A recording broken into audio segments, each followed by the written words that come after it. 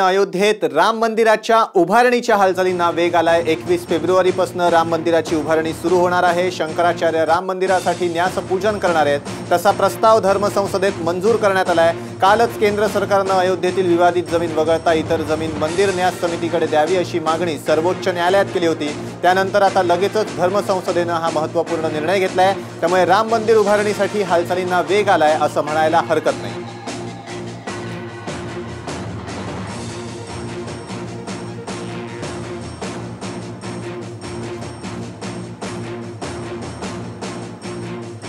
अयोध्येत राम मंदिराच्या उभारणीच्या हालचालींना वेग आलाय। 21 फेब्रुवारीपासून राम मंदिराची उभारणी सुरू होणार आहे। शंकराचार्य राम मंदिरासाठी न्यासपूजन करणार आहेत, तसा प्रस्ताव धर्मसंसदेत मंजूर करण्यात आलाय। कालच केंद्र सरकारने अयोध्येतील विवादित जमीन वगळता इतर जमीन मंदिर न्यास समितीकडे द्यावी अशी मागणी सर्वोच्च न्यायालयात केली होती। त्यानंतर आता लगेचच धर्मसंसदेने हा महत्त्वपूर्ण निर्णय घेतलाय। त्यामुळे राम मंदिर उभारणीसाठी हालचालींना वेग आलाय असं म्हणायला हरकत नाही।